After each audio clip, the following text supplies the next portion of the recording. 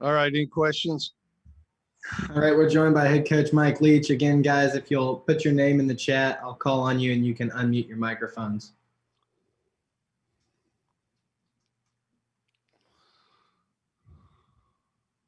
We'll start with Ben. Hey, Mike, just quickly, any update on KJ's status, and do you expect him to be available come Saturday, or is that something you're just going to monitor through the week? No update. We'll monitor it through the week. Steve? Coach, with the National Voting Day tomorrow, how does that kind of alter your plans this week? I mean, is it as simple as moving a day up, or does that change much for you guys at all? Well, we have to practice today, which is usually their off day. We did have to alter our schedule, and everybody else has to alter their schedule too. I mean, I want everybody to vote, but I'm not a huge fan of adjusting everybody's schedule and having National Election Day. I mean, everybody should vote. Virtually everybody should vote, but I don't think they should cancel practice that day as a result, because we're in school and everybody's going to work and everybody's responsible enough to go vote. So, worse yet, they're going to do it every year. And next year, our elections here in the state of Mississippi don't even line up with that date. So anyway, but we move forward and look forward to practicing this afternoon. We'll go to John.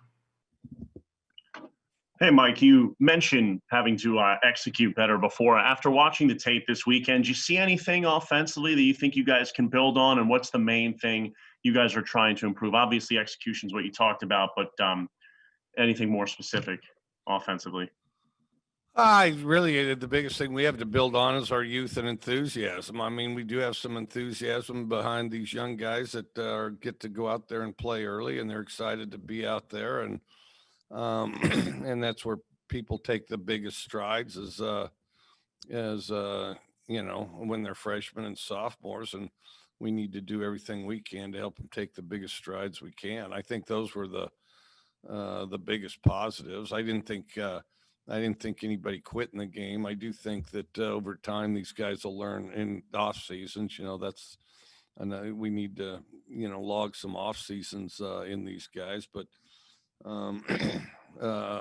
What is it? There's a study, they say people work on 40% and they have 60% potential remaining. We got to try to get as deep into that extra 60% as we can, and that's what we're working on. We'll go back to Steve. At the game Saturday night, Coach, it appeared that the offensive line actually played with a little more cohesion and consistency. When you had a chance to go back and view the tape, what were your impressions of the offensive line play? I thought we improved. I thought we improved some. We had less assignment busts. I thought we could have played tougher at times. We still got the quarterback hit some, and we're still a work in progress, but I think we're getting better. Joel? Hey, Mike, I know you've addressed it several times at this point and said that Kylan was unavailable, but he stays on you guys' roster each week. Just curious if the door has kind of been closed on all that, or if there is any chance at all that could see Kylan back on the field at any point this season. I haven't heard anything from him. The last I heard is what I told you last time, is that, I heard that he was opting out, but I haven't heard anything further, and I haven't spoken to him. We'll go back to Ben. Mike, not to harp on it too much, but with voting and all, I know you guys did registered guys over the offseason and stuff. How much have you seen your guys take to that? And I guess in an election year and everything that's gone on, I guess, how have your guys kind of taken to that and, being a part of the democratic process? I wish I could give you a better answer and gauge it better. I'm disappointed in anybody that doesn't vote. I think everybody should vote. I'm disappointed in anybody that doesn't. And I'm glad that we got them registered, because some literally an education process on how it's done. And fortunately, I'm married and my wife educates me on when to go. I mean, I'm determined to go, but as far as the details and and all that. She works through the logistics and has for years. And, which is, I think has definitely helped me. So, yeah, I think that part's good. They were, I would say, how would I gauge them? Some enthusiastic, generally the better description would be curious, interested, and on to doing something in a lot of cases perhaps they hadn't done before. So I definitely think it's positive because, I think one of the things that we battle in this country is, too many people sit on their hands and aren't as active in government and things as they could be. And the lowest rung on the ladder is go vote. So I think everybody should, and I do applaud the fact that schools and around the country we're educating people on that, and I think it's long overdue. I think it's long overdue. Just like I think every junior high needs to go back to having civics classes like they did previously. Who in the world cancels civics? I can't even fathom that. But go ahead. Next up, we'll go back to John. Mike, what do you really see about Vanderbilt on the tape? That kind of sticks out. Well, they give you several different looks. They're not afraid to blitz. Kind of a scrappy group. Offensively, they do have some tricks up their sleeves and some key guys that you've got to keep an eye on. And like a lot of teams in the course of this year, they'll because this has been kind of a disjointed year from one year to the next. Or not one week to the next, you'll see things that you didn't see the previous week. But we're kind of on the fast track given the schedule this week, so I haven't seen as much of them as I've usually seen going into this press conference. But just a good quality SEC opponent, and we've got to prepare to the best of our ability and be our very best in order to play. So, but the bigger thing is I'm worried about our growth because that's what we can impact and control. We'll go back to Steve. Coach, looking at the numbers, it does seem like that Will put together some consistency on offense. When you go back and review his performance, how do you feel about it? I think he does a good job. I mean, you got a guy that, if COVID hadn't hit, he would have been at the prom 3 months ago. So I think that a guy that comes in and has the limited experience he does and does some quality things, I think it's really been impressive. And then he's got a good presence and demeanor with the huddle. Kind of following up on that, Coach. I mean, what are the chances that he starts this weekend?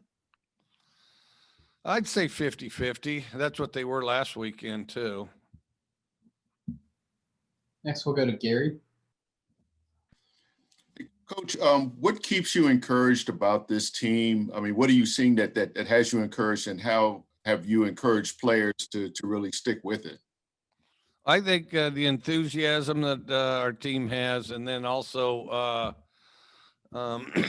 just to get as good as you possibly can one week after the next. And some of these guys are young enough that I'm really excited to, go through the off season, spring, and see what develops there as well. Yeah, as a follow-up, I mean, you expected some kind of transition. I mean, has it kind of gone the way that you thought, just little by little, game by game? I can't say it has specifically. I mean, this is like everybody's said, and you guys are probably tired of hearing it and asking it, but it's been a funny year, with a lot of stops and starts and interruptions, and that's most damaging, if you're a new program and also a young program.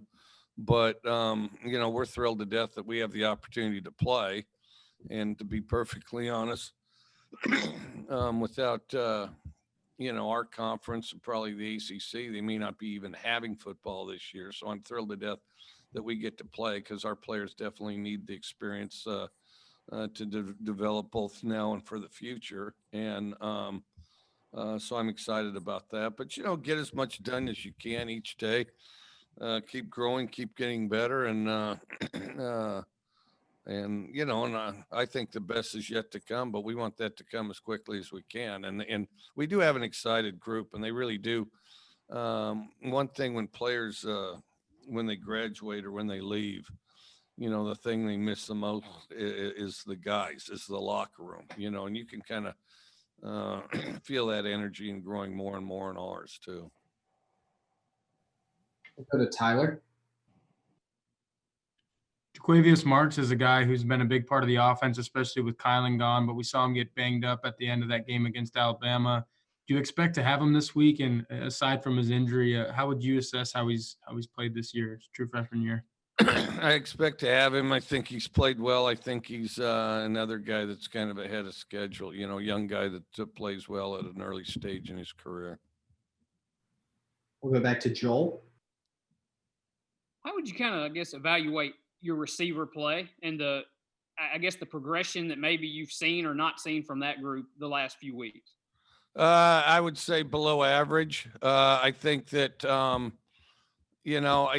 think that we have some guys that have some talents and abilities, but we have trouble focusing consistently, and we have to be able to focus consistently. And part of that is stuff just as simple as finishing routes and doing them with precision, and we'll do them with precision once, and we'll do it precise twice, but not the third time. Then the other thing, even stuff like, where you're trying to stretch the field, we'll have too many guys try to make judgments on whether the ball's coming to them. And if they don't think it's coming to them, they'll gear down on the route. Well, then that negatively impacts the other people out there running routes and the whole dimension of the play. So, no, we definitely have to make some strides there. We'll go back to Ben. Mike, with just 2 scholarship quarterbacks on the roster and KJ being injured against Alabama, how are you kind of balancing quarterback reps this week? And I guess what are you seeing from the guys you have as walk-ons and Alan Walters and Stolberg as well? Well, as you mentioned, it's getting easier and easier to balance, less tipping points, easier to balance. I'm not saying it's a positive thing, but well, we'll just split them up and go, It's about as easy as that, but a few less candidates. John? Mike, what's the locker room kind of been like throughout practice, like this week? What's like kind of the level of frustration currently at kind of, you think, like with your guys right now? What's the mood kind of been? Honestly, it's kind of committed to improve. I mean, not happy with the results, committed to improve. I think Kobe Jones does a really great job as far as keeping the energy and spirit of our locker room at a high level. And to be honest with you, I think we could improve even quicker if we had more Kobe Joneses, just the guys that echo the message and lead by example type of thing. We have time for a few more. We'll go to Joel. Kind of, I guess, a lighthearted question, Mike. I don't know how much you care about uniforms and what your guys wear, but you guys will be wearing the Flying M this weekend. Just what's your thoughts about that uniform and just wearing the throwback uniforms in general? And just, I guess, do your kids care? How excited are they to suit up? I like it. I'm not real conscious of it, to be perfectly honest. I mean, it may sound strange. I'm more conscious of it if I'm watching on TV, if I'm watching someone else on TV where I'm in a relaxed setting and I notice, hey, that's that old uniform. Yeah. Or somebody like, say, Don Hudson wore that uniform or some deal like that, And,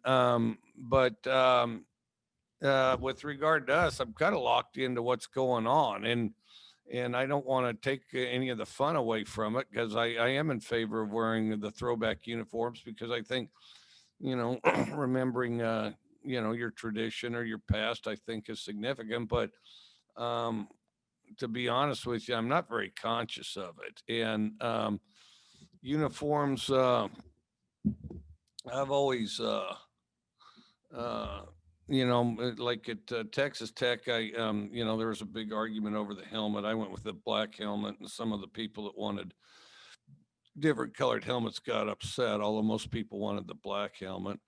And then there was arguments about whether red jerseys, black jerseys, and some of that. And then I left it to the seniors. I said that, they had the little committee of seniors. You guys decide what uniforms we wear. Which they did, and some of the seniors would get tired of it, and then there were about 4 seniors who cared and were kind of the fashion coordinators, and they they decided on the uniforms we wore. And then I got in a press conference, and some fella says, "Do you realize that you've worn 9 different versions of a uniform and haven't worn the same uniform twice in the course of the season?" No, as a matter of fact, I did not notice that. And I lived, and I was very happy and comfortable not knowing that. But anyway, so then they told me.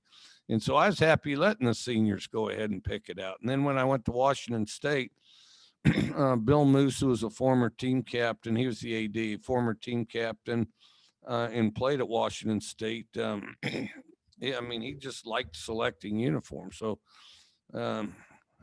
he says, yeah, I want to run some uniform ideas by you. I said, well, how about, why don't you just handle it? You pick the uniforms each game. And he happily picked the uniforms each game. And I still am not really conscious of it, and, and can't entirely remember which ones we wore for which games. I just, for the sake of our receivers and our quarterbacks, tried to make sure I knew what color our jerseys were going into the game.